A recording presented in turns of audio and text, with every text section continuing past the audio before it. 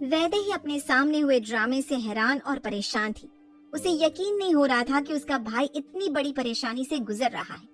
आज उनकी इज्जत जो सबके सामने उछाली गई, वो उसे अंदर तक तोड़ रही थी। वैदेही शुक्र मना रही थी कि आज अर्थ नहीं होता तो न जाने क्या होता, लेकिन वो अनजान थी कि ये सब अर्थ का ही किया धरा था। उसे लगने लगा था कि अर्थ एक अच्छा इंसान है।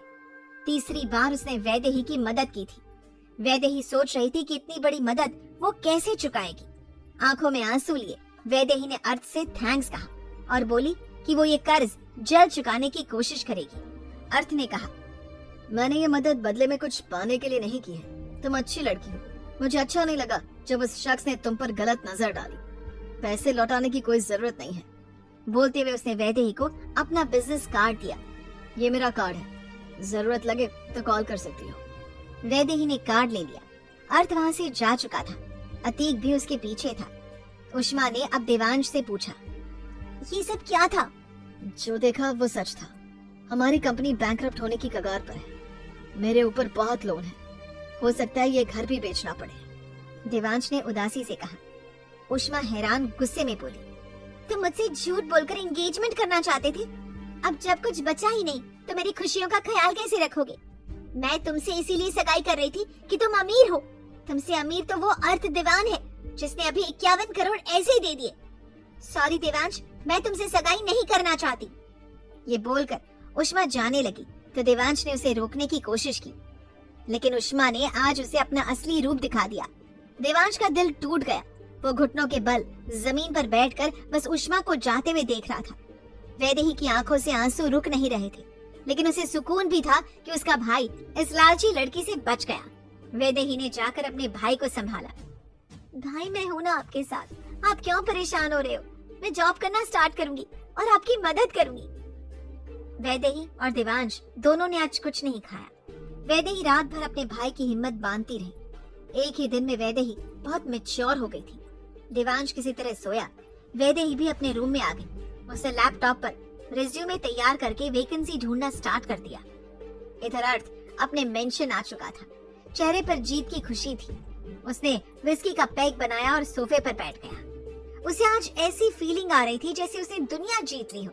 उसे पता था कि अब वैदेही को खुद चलकर उसके पास आना पड़ेगा और वो यही चाहता था। वैदेही रात काफी देर तक वैकेंसी सर्च करते हुए लैपटॉप पर ही सो गई थी। पास में नोटपैड पर कुछ कंपनीज के एड्रेस लिखे थे। सुबह वैदेही जल्दी तैयार हो गई। सर्वेंट से कहा, भाई को नाश्ता करवा देना और ध्यान रखना, मैं जल्दी आ जाऊंगी। वैदेही कार लेकर इंटरव्यू के लिए पहली कंपनी में दाखिल हुई, लेकिन पूरे दिन 5 जगह इंटरव्यू देने के बाद भी उसे निराशा ही मिली। वैदेही उदास मन से घर निकल गई। इधर अर्थ मेक श्योर कर रहा था कि वैदेही को कहीं जॉब ना मिले, लेकिन वैदेही हार मानने वालों में से नहीं थी। घर आकर वो सबसे पहले देवांश से मिली। देवांश अभी भी उदास था। वैदेही अपने भाई से मिलकर रूम में आ गई। दिन भर की थकी हुई वैदेही बिना खाना खाए ही रूम लॉक करके जॉब वैकेंसी देखने लगी। अगले 2 दिन भी उसे सिर्फ निराशा ही मिली। अब तो वैदेही का कॉन्फिडेंस टूट चुका था। उसे खुद पर विश्वास नहीं रहा। तभी रात में जॉब देखते हुए उसे अर्थ की कंपनी की एक वैकेंसी मिली, पर्सनल असिस्टेंट की। उसे सोचा कल सबसे पहले वहीं इंटरव्यू देने जाएगी, लेकिन सिफारिश पर जॉब नहीं चाहती थी। वैदेही आंखों में उम्मीद लेकर सोई थी कि कल जॉब शायद मिल जाएगी। सुबह वैदेही उठकर रेडी हुई, बायोडेटा फाइल ली और कार में बैठ गई। वैदेही की कार अर्थ के ऑफिस की बिल्डिंग के नीचे रुकी। उसने कार पार्क की और फाइल लेकर लिफ्ट में आ गई। अर्थ का ऑफिस 6th फ्लोर पर था। वैदेही वेटिंग एरिया में वेट कर रही थी। एक के बाद एक कैंडिडेट्स इंटरव्यू क्लियर कर रहे थे। लास्ट में 3 बचे, जिनमें वैदेही भी थी। फाइनल राउंड अर्थ के साथ था। वैदेही से ज्यादा काबिल 2 कैंडिडेट थे, लेकिन ये वैकेंसी तो सिर्फ वैदेही के लिए ही बनाई गई थी। 2 कैंडिडेट के बाद अब वैदेही की बारी थी। अर्थ अपने कैबिन में चेयर स्विंग करते हुए पेन घुमा रहा था। वो चार्मिंग लग रहा था। वैदेही कैबिन में आई और अर्थ को गुड आफ्टरनून विश करके सामने वाली चेयर पर बैठ गई। अर्थ के पास उसकी फाइल पहले से थी। उसने बायोडेटा पढ़ते हुए कहा, मिस वैदेही, आपके पास एक्सपीरियंस नहीं है, लेकिन स्टडी ग्रेड अच्छी है। आप 18 साल की हैं और आपको मुझे बताने की जरूरत नहीं है कि आपको जॉब क्यों ढूंढनी पड़ रही है। वैदेही अर्थ की सभी बातें उसकी आंखों में आंखें डालकर सुन रही थी। अर्थ ने आगे कहा, मैं आपको जॉब के लिए हायर कर रहा हूँ, आपकी ग्रेड के बेसिस पर। मंथली सैलरी 3 लाख होगी। मैं काम के मामले में बहुत स्ट्रिक्ट हूँ। पंक्चुअलिटी पसंद है, लेट आने वाले लोग मुझे पसंद नहीं है। जी सर। वैदेही ने सिर्फ इतना कहा। आखिरकार वैदेही को जॉब मिल गई थी। बाकी का काम अर्थ ने उसे अगले दिन समझाने के लिए कहा और जाने को बोला। अर्थ की एक और चाल कामयाब हो गई। वो चाहता था कि वैदेही उसकी कंपनी में काम करे और वो इसमें भी कामयाब हो गया था। वैदेही को अब जाकर सुकून मिला था कि आखिर उसकी तलाश खत्म हो गई है, लेकिन अभी उसे अंदाजा नहीं था कि उसके साथ आगे क्या होने वाला है। वो और उसका भाई सिर्फ एक कठपुतली बनकर रह गए थे अर्थ के हाथों की। लेकिन आखिर ऐसा क्या था जो अर्थ उस परिवार को बर्बाद कर देना चाहता था? अर्थ ने जितने दर्द में देखता था उतना ही उसे सुकून मिलता था। अर्थ के हिसाब से ये तो सिर्फ शुरुआत थी। वैदेही को अगले दिन से ज्वाइन करना था, तो वो अर्थ से इजाजत लेकर वहाँ से चली गई। इधर वैदेही के जाते ही अतीक अर्थ के कैबिन में आया। उसकी आंखों में एक सवाल था। अतीक ने पूछ ही लिया, भाई ये लड़की कितनी इनोसेंट है, क्या तुझे इस पर तरस नहीं आ रहा? तू इससे भी बदला लेना चाहता है? क्या हो गया है तुझे? जो मेरे साथ हुआ है उसके सामने ये सब कुछ भी नहीं है। मैं इस बारे में बात नहीं करना चाहता और अच्छा ही होगा कि तू इस बारे में आगे कोई बात ना करे। अगर तुझे मेरा साथ देना है तो ठीक है, वरना डोर उस तरफ है। बोलते हुए अर्थ ने गुस्से में डोर की तरफ इशारा किया। अतीक चुप हो गया। इधर अर्थ की कंपनी से बाहर आते ही वैदेही के फोन पर एक कॉल आया, जिसे सुनकर उसके पांव तले जमीन निकल गई हो जैसे। वैदेही फौरन कार में बैठी और सीधे घर निकल गई। ये कॉल और कोई नहीं बल्कि वैदेही के घर में काम करने वाली मेड का था, जिसने उसे फोन पर बताया कि देवांश बाबा ने स्लीपिंग पिल्स की ओवरडोज ले ली है। वो अपनी आंखें नहीं खोल रहे हैं, आप जल्दी आ जाओ। वैदेही के तो जैसे हाथ पांव फूल गए थे। ये बात सुनकर वो खुशखबरी लेकर जा रही थी, पर उसका भाई जिंदगी की लड़ाई हार बैठा था। वैदेही के लिए उसका सिर्फ भाई ही था। वो तेज स्पीड से कार चला रही थी।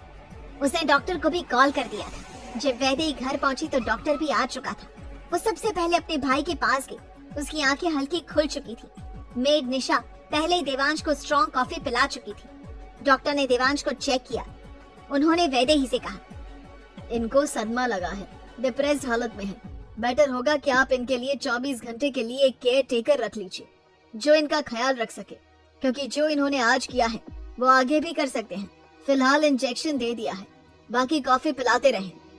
ये कहकर डॉक्टर चला गया। वैदेही को थोड़ा सुकून आया।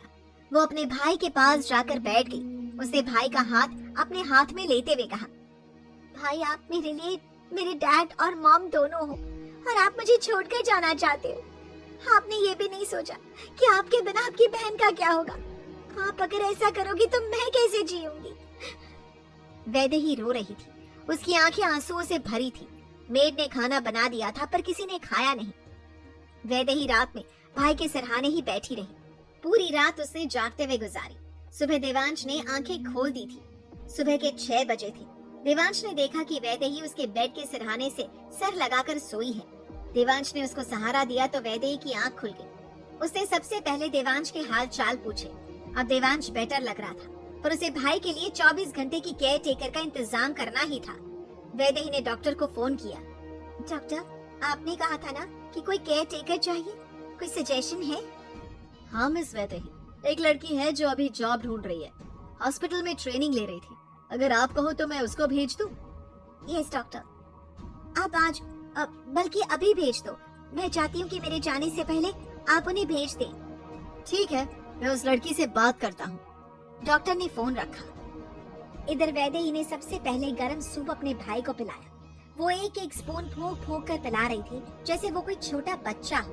देवांश को वैदेही का ख्याल रखना अपनी बहन के मैच्योर होने का एहसास दे रहा था। इसी बीच डोर बेल रिंग हुई तो वैदेही ने जाकर देखा। वो लड़की आ चुकी थी जिसको देवांश के केयर टेकर के तौर पर बुलाया था। वो और कोई नहीं बल्कि अतीक की बहन अवनी थी। अवनी काफी दिनों से जॉब ढूंढ रही थी। डॉक्टर के कहने पर वो फौरन तैयार हो गई थी। वैदेही ने अवनी को देखा तो देखती रह गई। उसके चेहरे पर एक इनोसेंस थी। खूबसूरत आंखें उसके चेहरे का यूनिक फीचर था। उसे सिंपल सूट पहना था, लंबे बालों की चोटी बनाई थी। वैदेही ने उससे मिलकर उसे सब कुछ समझाया। उसे अवनी को देखकर काफी पॉजिटिव फीलिंग आ रही थी, जैसे वो सब कुछ संभाल लेगी।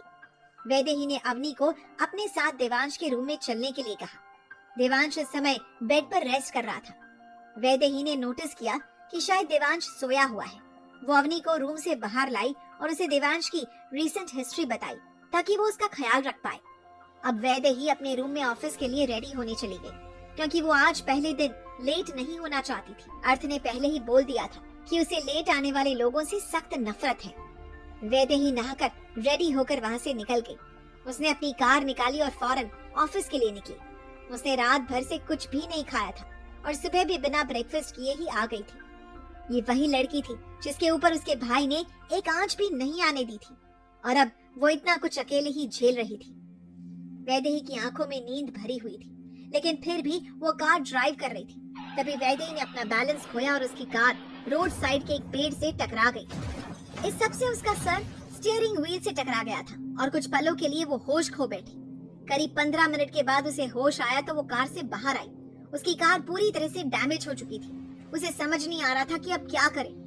जिस जगह उसकी कार डैमेज हुई थी वहाँ आस-पास में कोई टैक्सी नहीं थी। वैदेही ने वहाँ से पैदल चलना स्टार्ट किया। सर पर पड़ती हुई तेज धूप उसे कमजोर कर रही थी, लेकिन वैदेही हार मानने वालों में से नहीं थी। आखिर वो आधे घंटे में ऑफिस के सामने थी। इस समय 9:15 हो गए थे, जबकि वैदेही को 9 बजे पहुंचना था। वैदेही सीधे अर्थ के कैबिन में गई क्योंकि उसे सीधे उसी को रिपोर्टिंग करनी थी। अर्थ एक फाइल को पढ़ने में बिजी था। जब वैदेही ने उसने कैबिन को नॉक किया, वैदेही को उसने अंदर आने के लिए कहा। अभी भी उसकी नजरें अपनी फाइल में थी। उसने उसके चेहरे की तरफ देखे बिना ही कहा, तुम 15 मिनट लेट हो। मुझे लगता है मैंने तुम्हें कल ही बता दिया था कि मुझे लेट आने वाले लोग पसंद नहीं है। इतना बोलते हुए अर्थ ने अपनी नजर वैदेही पर डाली तो उसके माथे के कोने से खून बह रहा था। उसके चेहरे की रंगत उड़ी हुई थी। अर्थ को देखकर ही लगा कि ये वो वैदेही नहीं है जिससे वो कुछ दिन पहले मिला था। वो एकदम मुरझाई हुई लग रही थी। अर्थ अपनी चेयर से उठकर वैदेही के पास आया और उसने अपनी पॉकेट से अपना रुमाल निकालकर वैदेही के सर पर लगा दिया जहाँ से खून बह रहा था। इससे पहले कि वो उससे कुछ पूछ पाता कि ये सब कैसे हुआ, वैदेही ने अपने होश खो दिए और वो अर्थ की बाहों में बेहोश हो गई। वैदेही अर्थ की बाहों में बेहोश हो चुकी है और अर्थ ने उसे पहली बार इतनी कमजोर हालत में देखा है। क्या अर्थ का बदला लेने का इरादा वैदेही की इस हालत को देखकर बदलेगा? क्या वो उसकी मदद करेगा या अपनी साजिश जारी रखेगा? और देवांश की हालत का क्या होगा जब उसे पता चलेगा कि उसकी बहन भी खतरे में है? जानने के लिए सुनिए अगला एपिसोड। अर्थ की मजबूत बाहों ने होश खोती हुई वैदेही को एकदम संभाल लिया। उसके सर पर लगी चोट से खून बह रहा था और वो बुखार से तप रही थी। अर्थ ने वैदेही को अपनी गोद में उठाया और उसे वहीं पास में रखे सोफे पर लिटा दिया। उसने माथे को छू कर देखा तो वो गर्म था। अर्थ ने फर्स्ट एड बॉक्स निकाला। सबसे पहले उसने वैदेही के सर से बह रहे खून को साफ किया और उस पर बैंडेज किया। इसके बाद उसे फौरन डॉक्टर को कॉल करके अपने ऑफिस बुलाया। वैदेही अभी तक होश में नहीं आई थी। अर्थ डॉक्टर के इंतजार में अपने कैबिन में बेचैनी से चक्कर लगा रहा था। उसे वैदेही को इस हालत में देखकर पता नहीं क्यों बहुत बुरा लग रहा था। अतीक की कही हुई बातें दिमाग में गूंज रही थी कि इस मासूम लड़की ने उसका क्या बिगाड़ा है। इन्हीं ख्यालों के बीच डॉक्टर आ चुके थे। उन्होंने वैदेही का चेकअप करते हुए अर्थ से कहा, आपकी वाइफ प्रॉपर नींद और खाना नहीं ले रही है, जिससे वीकनेस आ गई है। आपको इनकी नींद और खाने का ख्याल रखना चाहिए, वरना हालत खराब हो जाएगी। अतीक ने सुना डॉक्टर ने 2 बार उसे वाइफ कहा, पर अर्थ ने एक बार भी उन्हें रोका नहीं। वैदेही सोती हुई स्लीपिंग ब्यूटी की तरह खूबसूरत लग रही थी। अर्थ का दिल भी उसके मासूम चेहरे को देखकर पिघलने लगा था। एक अजीब सी कशिश उसे वैदेही की तरफ खींच रही थी, लेकिन वो कमजोर नहीं पड़ सकता था। उसके अंदर जल रही बदले की आग उसकी किसी भी फीलिंग से बढ़कर थी। अतीक ने अर्थ के बदलते भावों को भांप लिया था। उसने कहा, मुझे लगता है तुझे भाभी को लेकर घर चले जाना चाहिए, वहाँ इनको प्रॉपर रेस्ट मिल जाएगा। अर्थ ने अतीक से पूछा, क्या कहा तूने अभी? भाभी? लगता है तुझे उस लड़की से बहुत ज्यादा सिंपैथी हो रही है। उसकी आवाज में एक अजीब सा तनाव था। भाई ऐसी कोई बात नहीं है, डॉक्टर ने कहा था तुझे सच में इन्हें घर ले जाना चाहिए ताकि वो आराम से रेस्ट कर ले। ऑफिस में सारे स्टाफ हैं, वो भी क्या सोचेंगे? अतीक ने समझाया। अर्थ को अतीक की बात समझ में आई। उसने वैदेही को अपनी बाहों में उठाया, उसकी सॉफ्ट बॉडी को अपने करीब महसूस किया और उसे घर ले जाने के लिए वहाँ से निकल गया। जब वो वैदेही को अपनी गोद में उठाकर सब लोगों के सामने से गुजर रहा था तो हर एक शख्स जैसे शॉक में था। ऑफिस का हर एम्प्लॉई, हर स्टाफ मेंबर आंखें फाड़े उन्हें देख रहा था, क्योंकि जिस डेविल को आज तक सबने गुस्से में देखा था, आज किसी की इतनी फिक्र कर रहा था। अर्थ ने वैदेही को अपनी कार में ले जाकर ड्राइविंग सीट के बगल वाली सीट पर आराम से बिठा दिया। उसने वैदेही के करीब झुककर उसकी सीट बेल्ट लगाई। एक पल के लिए उसकी उंगलियां वैदेही के बालों को छू गई। ये दूसरी बार था जब अर्थ ने वैदेही को अपनी बाहों का सहारा दिया था। इससे पहले भी वो उसकी जान बचा चुका था और अब उसे अपने ही इरादों पर शक होने लगा था। इधर देवांश की आंख खुली तो उसने अपने रूम में एक लड़की को पास चेयर डालकर बैठे हुए देखा। उष्मा के धोखे के बाद वो हर लड़की से नफरत करने लगा था। उसने गुस्से से चिल्लाते हुए कहा, कौन हो तुम? किसने तुम्हें अंदर आने दिया? अवनी ने उसे समझाने की बहुत कोशिश की। मिस्टर देवांश, मैं आपकी केयर टेकर हूँ। लेकिन देवांश उसकी एक भी बात सुनने के लिए तैयार नहीं था। उसने अवनी को फौरन अपने रूम से बाहर जाने के लिए कहा। निशा को देवांश के चिल्लाने की आवाज आई। वो दौड़कर उस रूम की तरफ आई। उसने देखा कि देवांश अवनी को अपने रूम से बाहर जाने के लिए कह रहा था। वो नहीं चाहता था कि उसकी बहन के अलावा कोई भी लड़की उस कमरे में कदम रखे। अवनी के लिए ये जॉब बहुत इम्पोर्टेंट थी। उसे समझाने की कोशिश की, पर देवांश सुनने को तैयार नहीं था। निशा भी रूम में आ चुकी थी। देवांश अड़ा था कि उसे किसी केयर टेकर की जरूरत नहीं है। आखिरकार अवनी ने जब देवांश को बहुत ज्यादा हाइपर होते हुए देखा तो वो रूम से बाहर चली गई। उसे समझ आ गया था कि उसके लिए ये काम आसान नहीं होने वाला था, लेकिन अवनी भी इतनी जल्दी हार मानने वालों में से नहीं थी। वो दोबारा कोशिश जरूर करेगी। अर्थ वैदेही को अपनी कार में लेकर उसके घर जाने की बजाय सीधे अपने मेंशन की तरफ चल दिया था। पूरे समय वैदेही गहरी नींद में थी। उसे कोई आइडिया नहीं था कि वो इस समय कहाँ है। अर्थ की कार अपने आलीशान मेंशन के सामने आकर रुकी। उसने वैदेही को अपनी बाहों में एक बार फिर से उठा लिया। वो उसे लेकर सीधे घर के अंदर आ गया। नौकर हैरान थे। उन्हें लगा अर्थ की लाइफ में कोई लड़की आ चुकी है और अब उसका व्यवहार थोड़ा नरम पड़ जाएगा। अर्थ के कदम वैदेही को अपनी बाहों में लिए सीधे अपने रूम की तरफ बढ़ रहे थे। उसने जाकर अपने रूम का दरवाजा खोला और वैदेही को अपने बेड पर लेटा दिया। उसके चेहरे पर एक हल्की सी मुस्कान थी। अर्थ वैदेही के चेहरे को बहुत ही ध्यान से देख रहा था। उस लड़की में कुछ बात थी जो अर्थ अपने आप को उसे देखने से रोक नहीं पा रहा था। अर्थ ने सर्वेंट को ठंडे पानी की पट्टियां और गर्म सूप लाने के लिए कहा। वैदेही ने बिस्तर का कंफर्ट आते ही अपने पैरों को सिकुड़ लिया था। अर्थ का बेड उसे बहुत कोजी महसूस हो रहा था। उसे ठंड लग रही थी तो उसने अपने ब्लैंकेट से उसे कवर कर दिया। सर्वेंट ठंडे पानी की पट्टियां लेकर आ चुकी थी। अर्थ ने सर्वेंट को जाने को कहा। उसने वैदेही के गर्दन से स्कार्फ हटाया और ठंडे पानी की पट्टियां वैदेही के गर्दन पर लगाई। उसके चेहरे को भी साफ किया। थोड़ी देर बाद जब दवाई ने असर किया तो पट्टी को सिर्फ गर्दन पर रखकर छोड़ दिया। ये अर्थ को अचानक क्या हो गया था कि वो वैदेही का इतना ख्याल रख रहा था। ये वही लड़की थी जिसके परिवार से उसे बदला लेना था। लेकिन फिर ऐसी क्या बात थी उस लड़की में जो अर्थ अपने आप को उसकी फिक्र करने से रोक नहीं पा रहा था। अर्थ ने खुद को डिस्ट्रैक्ट किया और फीमेल सर्वेंट को वैदेही का ख्याल रखने को बोलकर स्टडी रूम की तरफ चला गया। अर्थ ने अपने अंदर की सारी फीलिंग्स को मारने की कोशिश में स्टडी रूम में जाते ही एक जोरदार घूंसा दीवार में जड़ दिया। वो अपने आप को ही हर्ट कर रहा था। वैदेही के नजदीक जाने पर और उसके बारे में सोचने पर उसकी मुट्ठी से खून निकलने लगा था। इधर देवांश का गुस्सा थोड़ा शांत हो गया था। निशा ने उसे मेडिसिन खाने के लिए कहा तो देवांश ने चुपचाप ले ली। तभी अवनी हल्के कदमों से चलते हुए देवांश के रूम में एक बार फिर से दाखिल हुई। देवांश की नजरें उसे गुस्से में देख रही थी। उष्मा ने जो किया उसके बाद देवांश का किसी भी रिलेशनशिप से भरोसा उठ गया था। लड़कियों को अपने आसपास देखना भी उसे बर्दाश्त नहीं था। वैदेही की आंख खुली तो उसने अपने आप को एक आलीशान अनजान कमरे में किसी के बेड पर पाया। ये अर्थ का रूम था, लेकिन वो तो ऑफिस गई थी ना, फिर यहाँ कैसे? सोचते हुए वो उठने लगी, पर सर अभी भी घूम रहा था। हाउस हेल्प ने बताया, मैडम अर्थ सर आपको यहाँ लाए थे।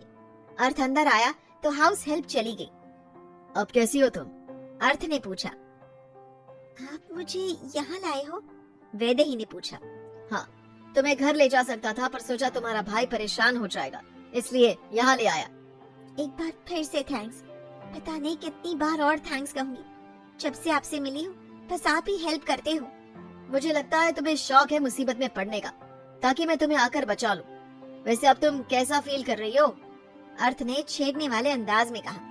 मैं बेटर हूँ, मुझे अब चलना चाहिए। वैदेही जाने को हुई तो अर्थ ने उसका हाथ पकड़ा।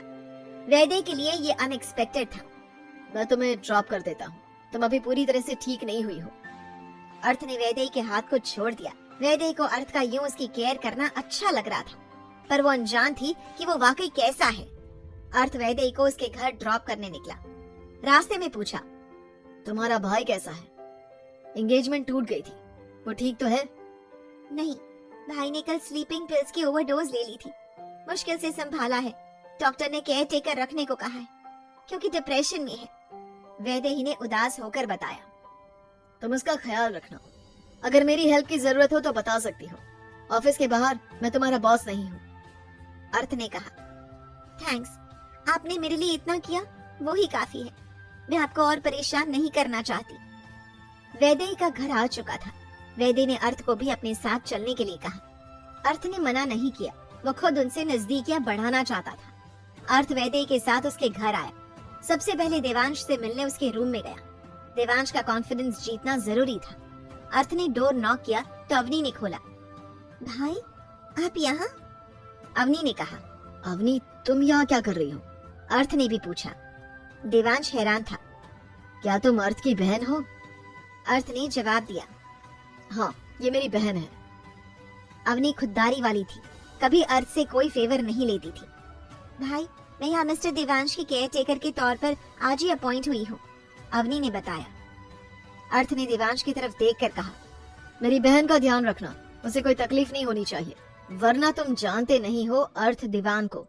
अर्थ ने पोलाइट वे में देवांश को धमकी दे दी। देवांश हैरान था। अवनी अगर अर्थ की बहन है तो ऐसी जॉब क्यों कर रही है? उसका भाई पुश्ते खरीद सकता है। क्या ये लड़की इतनी डाउन टू अर्थ है? देवांश ने अर्थ की बात का जवाब दिया। मैं आपकी बहन को कोई तकलीफ नहीं दूंगा। वैदेही ने बताया था कि वो आपकी कंपनी में काम कर रही है, तो आप भी मेरी बहन को कोई तकलीफ मत देना। वैदेही आपकी बहुत तारीफ करती है। एयरपोर्ट पर आपने ही उसकी जान बचाई थी। मेरे ऊपर आपके एहसान बढ़ते ही जा रहे हैं।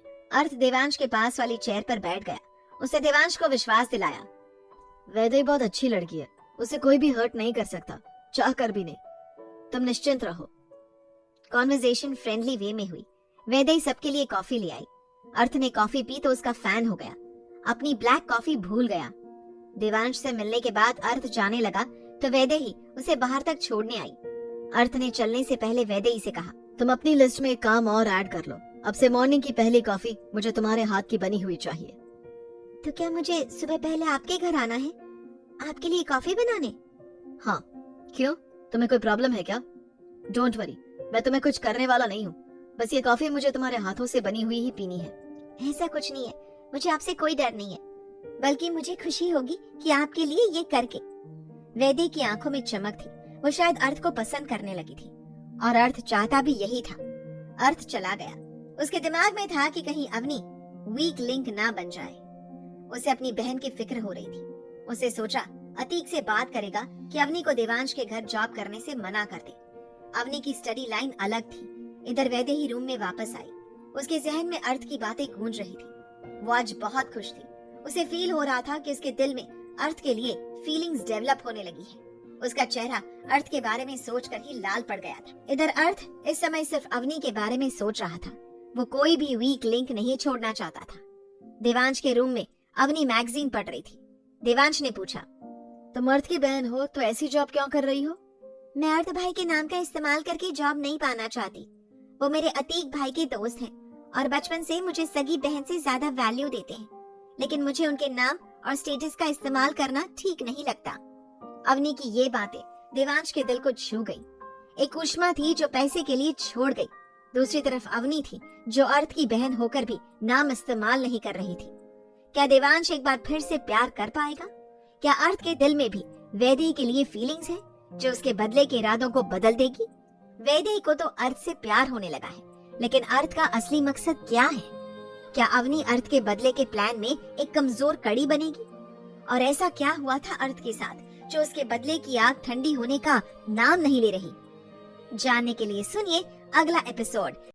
रात के समय सब लोग डिनर टेबल पर मौजूद थे, लेकिन आज एक नया चेहरा भी उस डिनर टेबल पर नजर आ रहा था, और वो थी अवनी। अवनी के लिए वो एक 24 घंटों की जॉब थी, जो किसी के लिए भी आसान नहीं होती। लेकिन अपने पांव पर खड़े होने के लिए अवनी को ये सारे इम्तिहान तो पार करने ही थे। वो अपनी माँ और अपने भाई अतीक पर और बोझ नहीं बनना चाहती थी। तभी देवांश ने वैदेही के सर पर बैंडेज देखकर चिंता से पूछा, ये कैसे लगा, बताया क्यों नहीं? वैदेही ने शांत भाव से कहा, रिलैक्स भाई, सब ठीक है, बस मेरी कार का हल्का सा एक्सीडेंट हो गया था, तो सर में ये छोटी सी चोट आ गई थी। मेरी कार को मिस्टर अर्थ ने रिपेयर के लिए भिजवा दिया है, तो कल मुझे दूसरी कार लेकर जानी होगी, जब तक मेरी कार ठीक नहीं हो जाती। अर्थ का जिक्र आते ही देवांश ने कहा, अर्थ ने कई बार हमारी मदद की है, हमें उन्हें थैंक्स कहना चाहिए। तुम उन्हें एक दिन डिनर पर क्यों नहीं बुलाती? वैसे मैं तुम्हें बताना भूल गया कि अवनी अर्थ की बहन है। क्या सच में? वैदेही हैरान थी। अवनी ने तुरंत बताया, वो मेरे भाई अतीक के दोस्त हैं, मैं बचपन से उन्हें भाई बोलती हूँ, अपनी पहचान खुद बनाना चाहती हूँ, इसलिए ये जॉब कर रही हूँ। वैदेही ने पूछा, अर्थ के परिवार में और कौन है? अवनी ने बताया, सिवाय दादाजी के कोई नहीं, बचपन से अकेले देखा है, माँ पापा की डेथ हो गई थी जब वो बहुत छोटे थे। देवांश दोनों की बातचीत ध्यान से सुन रहा था। वैदेही का अर्थ में इंटरेस्ट उसे दिख रहा था। डिनर के बाद वैदेही ने अवनी को देवांश के बगल वाला रूम दिया ताकि वो उसका ख्याल रख सके। अवनी ने देवांश को चेक करने के लिए रात के 4 अलार्म लगाए। इधर वैदेही अपने रूम में आ चुकी थी। उसकी आंखों में नींद भरी थी। कुछ तो मेडिसिन का असर था और कुछ वो थकी हुई थी। उसने जल्दी से अपने कपड़े चेंज किए और फौरन सोने के लिए बेड पर लेट गई। बेड पर लेटते ही वैदेही इत्मीनान से अर्थ के बारे में सोचने लगी। अर्थ ने अपने माँ पापा को इतनी कम उम्र में खो दिया था। कितना स्ट्रॉन्ग होगा वो इंसान मेंटली, जिनसे इतनी कम उम्र में इतना कुछ देख लिया था। अर्थ सिर्फ एक्ट में ही नहीं बल्कि देखने में भी काफी स्ट्रॉन्ग था। उसका दिमाग हमेशा एक कदम आगे की सोचता था। वैदेही और देवांश की सोच शायद वहाँ तक नहीं पहुँच पाती जहाँ तक के उसने प्लान्स बना रखे थे। अर्थ के लिए वैदेही बचपन से ही सिर्फ उसकी थी। वो उसे जल्दी मिसेस दीवान बनाने वाला था। वैदेही खुद राजी होगी, इसके लिए भी उसने प्लान बना रखा था। उधर अर्थ अपने 12 सिटिंग आलीशान डाइनिंग टेबल पर एकदम अकेला बैठा था। उसे इसी तरह जीने की आदत हो गई थी। बेशक वो घर में अकेला था, लेकिन उसके मन में वैदेही उसके साथ थी। वो उसी के बारे में सोच रहा था। कल वैदेही का पहला दिन था और उसके दिन की शुरुआत अर्थ के घर से ही होने वाली थी। अर्थ ने खाना खत्म किया। साथ में पी रहे वाइन के उसने 3 ग्लास भी खाली कर दिए थे। अब अर्थ की आंखें भी भारी होने लगी थी। 10 साल की उम्र से जब से उसने अपने माँ और पापा को खोया था, तब से कोई दिन ही उसकी लाइफ में ऐसा गया होगा जब वो सुकून से सोया था। आज रात फिर जब वो सोया तो उसे वही सपना परेशान कर रहा था। चीखें गूंज रही थी। उसकी पूरी बॉडी एसी ऑन होने के बाद भी पसीने से भीग गई थी। वो एकदम से चौंक कर उठ गया। सुबह के 4 बजे थे। अर्थ वहां से उठकर बाहर बालकनी में सोफे पर आकर बैठ गया। उसके दोनों पांव टेबल पर रखे थे और वो सोफे पर बैठा हुआ किसी गहरी सोच में डूब गया और कुछ देर बाद वहीं सो गया। सुबह उसकी आंख खुलती उससे पहले वैदेही वहां आ चुकी थी। उसने अर्थ के लिए कॉफी बना ली थी। उसे रूम का डोर नॉक किया तो कोई रिस्पॉन्स नहीं आया। ग्लास डोर बंद था। वैदेही ने डोर खोला। उसे अर्थ बालकनी में दिखा। वैदेही कॉफी देने बालकनी में गई और तभी ग्लास डोर से भिड़ गई। पूरी गर्म कॉफी उसके टॉप पर गिरी। दर्द से उसके चीख निकल गई। चीख सुनते ही अर्थ की आंख खुली। उसे देखा वैदेही दर्द से लाल चेहरे लिए खड़ी है। वो दौड़ कर आया, उसका हाथ पकड़कर वॉशरूम ले गया। ठंडे पानी से कपड़े धोए। वैदेही की बर्निंग सेंसेशन कम हुई। इस दौरान वैदेही के कपड़े भीग कर उसके शरीर से चिपक गए थे। अर्थ की नजर वैदेही की बॉडी कर्व्स पर पड़ी। उसने तुरंत आंखें फेर ली। वो वॉशरूम से बाहर आया और उसने वैदेही को अपनी एक लूज टी शर्ट दी। वैदेही टी शर्ट पहनकर बाहर आई तो वो घुटनों तक थी, पर उस पर अच्छी लग रही थी। अर्थ ने वैदेही को निहारा, फिर नजरें फेर ली। उसे ऐसी मौजूदगी की आदत नहीं थी। वैदेही को भी शर्म आ रही थी। अर्थ ने फ्लोर साफ करने और कपड़े लॉन्ड्री करने के लिए हाउस हेल्प को बुलाया। बुलाते ही डोर पर नॉक हुआ तो वैदेही घबराकर वॉशरूम में चली गई, क्योंकि एम्बैरेस नहीं होना चाहती थी। अर्थ को वैदेही की इन हरकतों पर हंसी आ गई। वो कम मुस्कुराता था, पर इस बार गुदगुदा गया था। हल्का सा मुस्कुराकर सोफे पर बैठ गया। मेड सफाई करके कपड़े ले गई। अर्थ ने वॉशरूम का डोर नॉक किया। तुम बाहर आ सकती हो, मेड जा चुकी है। वैदेही धीरे से बाहर आई। अर्थ ने बिना देखे कहा, तुम ठीक तो हो? ज्यादा जल तो नहीं रहा तुम्हें? नहीं, पहले से बेटर हूँ, वैदेही ने जवाब दिया। नोटिस कर रही थी कि अर्थ उसे देख नहीं रहा। तुम्हें ये डोर दिखाई नहीं दिया? अर्थ ने पूछा। मुझे लगा ओपन होगा, आपके घर का अंदाजा नहीं है। कपड़े वापस पहन लो, फिर दोबारा कॉफी बना दूंगी। अर्थ ने अपने कपड़े निकाले और वॉशरूम की तरफ बढ़ा। आज तो बिना अर्थ के कुछ किए ही वैदेही ने अपने लिए मुसीबत खड़ी कर ली थी। वैदेही बालकनी में आकर बैठ गई। वो अनजान थी कि अभी आगे उसे क्या क्या देखना बाकी था। अर्थ नहाकर वॉशरूम से बाहर आ गया। उसकी नजर बालकनी में खड़ी वैदेही पर गई। अर्थ ने वैदेही को अच्छे से देखा। उसके वेल शेप लेग्स, पतली कमर, लंबे बाल हवा में लहरा रहे थे। वैदेही नीचे देख रही थी, अनजान थी कि कोई उसे देख रहा है। अर्थ ने खुद को डिस्ट्रैक्ट किया और जल्दी रेडी हो गया। वो भी बालकनी में वैदेही के पास आया। वैदेही ने नोटिस किया कि अर्थ रेडी है।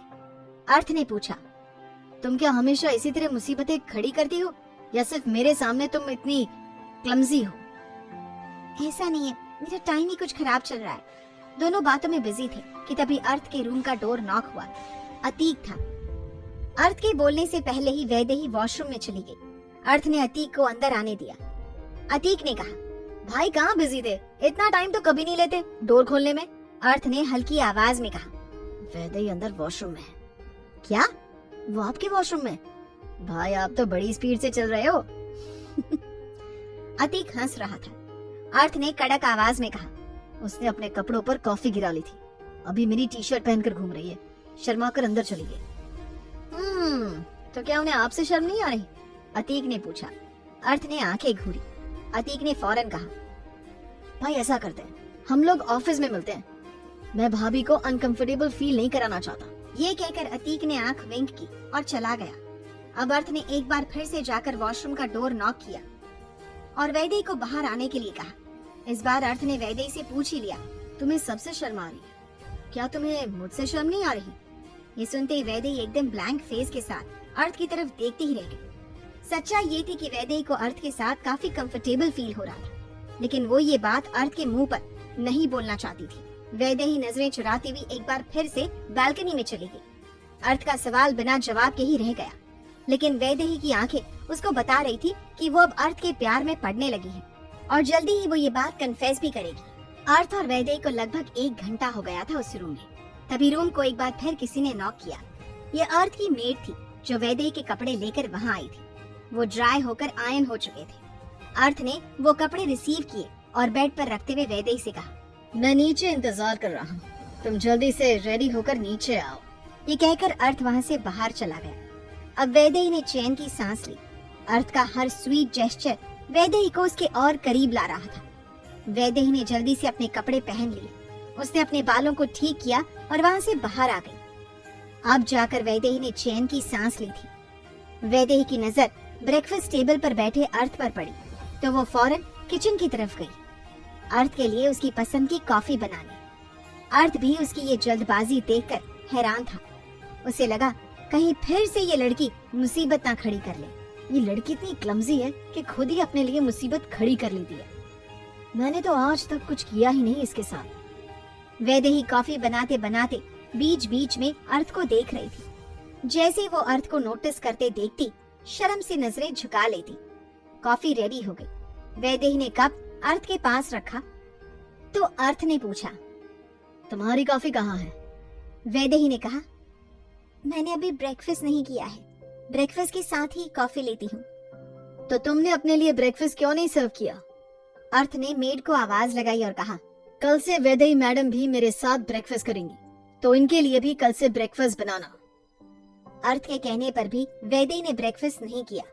अर्थ डांट रहा था, तुम्हें रेगुलर ब्रेकफास्ट करना चाहिए, ये सबसे इम्पोर्टेंट मील होता है, स्किप नहीं करना चाहिए। दोनों ने ब्रेकफास्ट किया और बाद में दोनों निकल गए। वैदेही ने अपनी कार में जाने को कहा तो अर्थ ने उसे अपने साथ चलने को कहा। अभी तुम मेरे साथ चलो, शाम में अपनी कार यहीं से लेकर तुम घर चली जाना। वैदेही ने बहस नहीं की और अर्थ के बगल वाली सीट पर बैठ गई। अर्थ ने कार ऑफिस की तरफ दौड़ाई। रास्ते में वैदेही ने अर्थ को अपने घर डिनर पर इनविटेशन दे दिया। भाई चाहते हैं कि आज रात का डिनर आप हमारे साथ करें। क्या तुम भी चाहती हो कि मैं तुम्हारे घर डिनर पर आऊं? हाँ, मैं भी चाहती हूँ कि आप आओ, वैदेही ने धीमी लेकिन ऑडिबल आवाज में जवाब दिया। अर्थ के चेहरे पर हल्की सी स्माइल थी। वो लोग ऑफिस पहुंच चुके थे, अर्थ अपने कैबिन में और वैदेही अपने कैबिन में। वैदेही का टेक्निकली आज ही पहला दिन था, पर वो ऐसे लग गई जैसे कब से काम कर रही हो। अर्थ ने वैदेही को अपने कैबिन में बुलाया और दोस्त अतीक से इंट्रोडक्शन कराया। अतीक ने हाय कहा। वैदेही ने भी हाथ मिलाया और कहा, आप ही अवनी के भाई है ना? हाँ, लेकिन आप अवनी को कैसे जानती है? अतीक ने हैरानी से पूछा।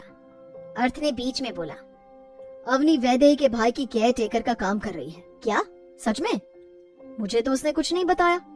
वैसे अच्छा ही है, मेरी बहन सेफ हाथों में है। अतीक निश्चिंत होकर बोल रहा था। तभी अर्थ ने उसे आंखें दिखाई। अतीक कारण नहीं समझ पाया। अर्थ ने वैदेही को वापस उसके कैबिन में भेज दिया। अब सिर्फ अतीक और अर्थ थे उस कैबिन में। अर्थ आज अतीक से अवनी को लेकर बात करने वाला था कि वो अवनी को वहाँ काम करने से रोके। इधर अवनी देवांश की बहुत ही अच्छे से केयर कर रही थी, बिना ये जाने कि अर्थ के दिमाग में क्या चल रहा है। क्या अर्थ वैदेही के घर डिनर पर जाएगा? और क्या ये उसकी योजना का हिस्सा है? अवनी की देवांश के घर मौजूदगी क्या अर्थ के प्लान पर असर डालेगी? और अर्थ अवनी को उस जॉब से क्यों रोकना चाहता है? क्या अवनी अनजाने में किसी बड़े खेल का हिस्सा बन रही है?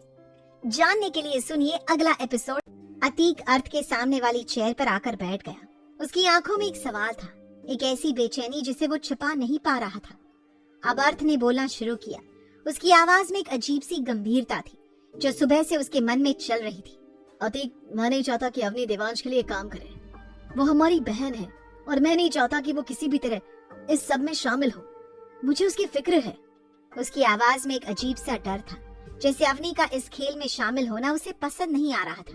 भाई, वो बहुत प्रोफेशनल है और मुझे नहीं लगता वो वहाँ कोई पर्सनल टच बनाएगी। आप बिना मतलब की परवाह कर रहे हो। अवनी ऐसी लड़की नहीं है, अतीक ने अर्थ से कहा। उसे लगा अर्थ बेवजह परेशान हो रहा है, लेकिन अर्थ को अतीक की बात समझ नहीं आई। उसकी आंखों में अवनी के लिए एक अजीब सी चिंता थी जो उसके बदले के इरादों से अलग थी। वो अभी भी नहीं चाहता था कि अवनी देवांश के लिए काम करे। ऐसा करता हूँ कि मैं खुद ही उससे बात कर लेता हूँ, तुम रहने दो, अर्थ ने अपने ही अंदाज में कहा, जैसे उसने तय कर लिया हो। भाई, आप रहने दो। अगर ये बात आपको इतना परेशान कर रही है तो मैं अभी अवनी से बात करता हूँ। आपको परेशान नहीं देख सकता मैं, अतीक ने अर्थ से कहा। उसकी आवाज में दोस्ती और ईमानदारी थी। अर्थ की दोस्ती के लिए अतीक कुछ भी कर सकता था। अर्थ अब थोड़ा निश्चिंत हुआ। उसे अतीक पर भरोसा था। देवांश के मेंशन का क्या हुआ? तुमने पता किया कि उसकी दिल्ली वाली कंपनी का क्या हुआ? मुझे जहाँ तक उम्मीद है उसकी भी नीलामी होने वाली है, लेकिन मेरे लिए प्रायोरिटी वो घर है। मुझे वो घर हर कीमत पर चाहिए। ये सब बातें करते हुए अर्थ के चेहरे के एक्सप्रेशंस काफी टेंस्ड थे। उसकी आंखों में बदले की आग साफ झलक रही थी। उसे वैदेही का घर चाहिए था, पूरी तरह से देवांश को तोड़ने के लिए। अतीक ने फौरन फोन घुमाया। वो बात करता हुआ अर्थ के ऑफिस से बाहर चला गया था। उसकी आवाज हवा में घुल गई। तभी अर्थ ने वैदेही को कॉल करके अपने कैबिन में बुलाया। वैदेही की फाइल उसके सामने खुली थी। उसने एक फाइल वैदेही को देते हुए कहा, ये फाइल हमारे नए प्रोजेक्ट की है। इस पर तुम्हें सत्यम और प्रांजल के साथ मिलकर काम करना है। अर्थ वैदेही को समझा ही रहा था कि तभी सत्यम और प्रांजल ने उसके कैबिन का डोर नॉक किया। अर्थ ने दोनों को अपने कैबिन में आने के लिए कहा। सत्यम के बाल कर्ली, गोरा रंग और हाइट भी काफी लंबी थी। उसका लुक काफी कैजुअल और फ्रेंडली था। उधर प्रांजल भी काफी खूबसूरत थी, बस उसे अर्थ से कुछ ज्यादा डर लगता था। उसकी आंखें अर्थ से नजरें चुरा रही थी। प्रांजल की एक गलती के लिए अर्थ ने उसे बहुत बुरी तरह से डांट लगा दी थी, जिसके बाद से उसकी अर्थ के सामने बोलने की हिम्मत ही नहीं होती थी, बल्कि वो तो अर्थ के सामने पड़ने से भी बचती थी। सत्यम ने अर्थ से पूछा, सर, आपने हम लोगों को बुलाया? हाँ सत्यम, इनसे मिलो। ये है मेरी नई असिस्टेंट मिस वैदेही। अर्थ ने एक अजीब सी मुस्कान के साथ कहा। सत्यम ने हाथ आगे बढ़ाकर उसे हेलो कहा। Nice to meet you miss. Vaidehi ने सत्यम से हाथ मिलाया इसके बाद प्रांजल से। प्रांजल ने भी हल्की सी मुस्कान दी। अब अर्थ ने आगे कहा, सत्यम, मैं चाहता हूँ कि तुम और प्रांजल वैदेही के साथ मिलकर हमारे नए प्रोजेक्ट पर काम करो। अभी वैदेही को कोई एक्सपीरियंस नहीं है तो तुम लोग उसको हेल्प करोगे। ये प्रोजेक्ट हमारे लिए बहुत इम्पोर्टेंट है। उसकी आवाज में एक अजीब सा आदेश था। जी सर, हम सब संभाल लेंगे। बोलते हुए सत्यम ने वैदेही को अपने साथ चलने के लिए कहा। प्रांजल भी उनके पीछे चल दी। अर्थ वापस अपने काम में बिजी हो गया था, लेकिन उसका दिमाग वैदेही पर ही था। इधर सत्यम, वैदेही और प्रांजल सत्यम के कैबिन में अपने काम पर लग गए थे। सत्यम का सेंस ऑफ ह्यूमर काफी अच्छा था, जो वैदेही को आज उससे बात करके पता चला था। उस ऑफिस में अर्थ के खड़ूस नेचर की वजह से कोई खुलकर ज्यादा नहीं बोलता था, लेकिन वैदेही के सामने प्रांजल और सत्यम काफी खुलकर बातें कर रहे थे, जैसे उन्हें एक नया दोस्त मिल गया हो। उनकी हंसी की आवाजें कैबिन से बाहर आ रही थी। अर्थ के कदम कॉन्फ्रेंस रूम की तरफ बढ़े तो उसकी नजर सत्यम के ग्लास कैबिन पर पड़ी। वो कॉन्फ्रेंस रूम के रास्ते में पड़ता था। अर्थ ने नोटिस किया कि वैदेही अपने लैपटॉप पर काम कर रही थी। जब सत्यम को उसने वैदेही के करीब झुककर उसे कुछ समझाते हुए देखा। सत्यम का सिर वैदेही के बालों के बहुत करीब था। अर्थ को ये देखकर ही गुस्सा आने लगा था। उसकी मुट्ठियां अपने आप भींचने लगी थी। इतना ही नहीं, सत्यम, प्रांजल और वैदेही काम के दौरान सत्यम के ह्यूमर पर काफी हंस भी रही थी। उनकी हंसी की आवाजें अर्थ तक पहुंच रही थी और उसका गुस्सा और बढ़ रहा था। अर्थ ने गुस्से में अपनी मुट्ठियां भींच ली। उसकी रगों में खून दौड़ रहा था। उसे सत्यम का इस तरह वैदेही के नजदीक होना पसंद नहीं आ रहा था। एक अजीब सी जलन उसके अंदर उठ रही थी। उसे लगा कि वो उसके रास्ते में आ सकता है, तो उसने उसी पल डिसाइड कर लिया था कि वो सत्यम को उस प्रोजेक्ट से हटा देगा। वैदेही और उसके बीच कोई नहीं आ सकता था, कोई नहीं। शाम हो चुकी थी और अर्थ को वैदेही के घर डिनर पर जाना था। वैदेही जल्दी ही अर्थ के कैबिन में आई। उसने डोर नॉक किया तो अर्थ ने उसे अंदर आने के लिए कहा। वैदेही ने अर्थ से कहा, आप जब ऑफिस से निकलेंगे तो मैं आपके साथ जाऊंगी। आज आपको मेरे घर डिनर पर चलना है, आपको याद है ना? उसकी आवाज में हल्की सी एक्साइटमेंट थी। ठीक है, हम लोग आधे घंटे में निकलेंगे, अर्थ ने कहा। उसकी आवाज में गंभीरता थी। वैदेही अर्थ को बता करके वहाँ से निकल गई थी। वो अपने कैबिन में बैठकर अर्थ के बुलाने का इंतजार कर रही थी। टेबल पर पड़े पेन और ब्लैंक पेपर ने वैदेही का हाथ अपनी तरफ खींच लिया था। वैदेही ने पेपर लिया और उस पर वो कुछ ड्रॉ करने लगी अपनी इमेजिनेशन से। जब वो ड्राइंग करती थी तो जैसे खो सी जाती थी। उसे आस पास की सुध ही नहीं रहती थी। उसकी दुनिया सिर्फ उस कागज पर सिमट जाती थी। ऐसा ही अभी भी हुआ था उसके साथ, जब अर्थ उसे कॉल करके बुलाने की जगह उसके कैबिन में खुद ही आ गया था। वो चलकर वैदेही की चेयर के पास आकर खड़ा हो गया था, जिसका वैदेही को अंदाजा ही नहीं हुआ। वो अभी भी ड्राइंग करने में बिजी थी। उसने एक स्केच बनाया था। अर्थ वैदेही की चेयर के एकदम पीछे ही खड़ा था। जब उसने नोटिस किया कि जो स्केच वो बना रही थी वो अर्थ का ही था। अर्थ काफी इम्प्रेस था वैदेही की ड्राइंग स्किल्स देखकर। उसे विश्वास नहीं हुआ कि बिना अर्थ को सामने देखे ही उसने उसका इतना खूबसूरत स्केच बना दिया था। अर्थ अपना एक हाथ वैदेही की साइड में टेबल पर रखते हुए उसके ऊपर झुका। उसका मुंह बिल्कुल वैदेही के कानों के पास था। उसकी सांसें वैदेही के गर्दन पर महसूस हो रही थी। उसने वैदेही के कान में कहा, तो तुम मुझे बिना देखे भी ड्रॉ कर सकती हो? उसकी आवाज इतनी धीमी थी कि वो एक फुसफुसाहट जैसी थी। वैदेही ने एकदम से वो पेपर एक फाइल से कवर कर दिया। लेकिन अब इससे क्या होने वाला था, जब अर्थ ने वो पहले ही देख लिया था। वैदेही अर्थ के अचानक से वहाँ आने से चौंक गई थी। उसका दिल तेज धड़क रहा था। उसे थोड़ा हकलाते हुए कहा, आप कब आए यहाँ? तभी जब तुम अपने ख्यालों में खोई हुई थी और इस कागज पर मेरा स्केच बना रही थी। देखने तो मुझे। बोलते हुए अर्थ ने वो पेपर उस फाइल के नीचे से निकाल लिया था। वैदेही को बहुत ज्यादा शर्म आ रही थी अर्थ के इस तरह से उसे उसी का स्केच ड्रॉ करते हुए देखकर। उसके गाल लाल हो गए थे। अर्थ, जो अभी तक वैदेही की चेयर के ऊपर झुका हुआ था, एकदम से सीधा खड़ा हो गया। तो तुम्हें ड्राइंग करना पसंद है? उसकी आवाज में एक अजीब सी उत्सुकता थी। हाँ, मेरा सपना था कि मैं एक बहुत बड़ी ड्रेस डिजाइनर बनूं, लेकिन हालातों ने मुझे मजबूर कर दिया कि मैं अपने सपनों को भूल जाऊं। वैदेही के चेहरे पर उदासी थी। उसकी आवाज में दर्द था। फिर उसने खुद को संभाला और आगे कहा, तो फिर हम चलें? हाँ, चलो। बोलते हुए अर्थ वहां से बाहर निकल गया। उसने वैदेही के लिए अपनी कार का डोर खोला और वैदेही को बिठाकर वो ड्राइविंग सीट पर आकर बैठ गया। अर्थ की कार वैदेही के घर की तरफ ही जा रही थी। वैदेही अभी भी अर्थ से शर्मा रही थी कि उसने उसे उसका स्केच बनाते हुए जो देख लिया था। उसके मन में अजीब सी झिझक थी। कार में साइलेंस तोड़ने के लिए अर्थ ने अपने कलेक्शन से एक सॉन्ग कार में प्ले किया। एक ऐसा गाना जिसकी धुन में इंतजार था, एक बेकरारी थी।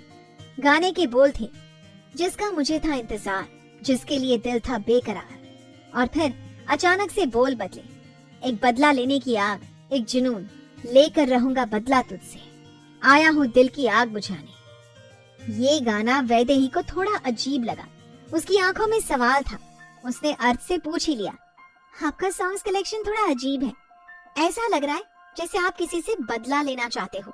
खतरनाक लगते हैं आपके इरादे। वैदेही ने ये सब ह्यूमर में कहा था। उसे नहीं पता था कि ये कितनी बड़ी सच्चाई थी। अर्थ के चेहरे पर कोई भाव नहीं आया। उसने एक सुनसान रोड पर कार रोक दी। वैदेही ने अर्थ से पूछा। उसकी आवाज में हल्की घबराहट थी। क्या हुआ, आपकी कार खराब हो गई है क्या? नहीं, बोलते हुए अर्थ वैदेही की तरफ झुक रहा था। उसका चेहरा वैदेही के बहुत करीब आ रहा था। वैदेही तो एकदम से चौंक गई। अर्थ के इस तरह उसके नजदीक आने से उसकी सांसें थम सी गई। उसका दिल जोरों से धड़कने लगा। उसे समझ नहीं आ रहा था कि क्या हो रहा है, क्या होने वाला था अर्थ का अगला स्टेप। वैदेही को अर्थ के इरादों का 1% भी अंदाजा नहीं था। वैदेही के घर से 25 मिनट की दूरी पर अर्थ ने अपनी कार रोक दी। कार के बाहर अंधेरा और सन्नाटा था। वैदेही की आंखों में डर और उत्सुकता दोनों थी, जैसे वो एक अनजाने सफर पर निकल पड़ी हो। अर्थ वैदेही की तरफ झुक रहा है। उसकी आंखों में एक अजीब सी चमक है। क्या ये सिर्फ एक डरा देने वाला पल है, या अर्थ अपने बदले के प्लान का एक नया, अप्रत्याशित और खतरनाक कदम उठाने वाला है? जानने के लिए सुनिए अगला एपिसोड।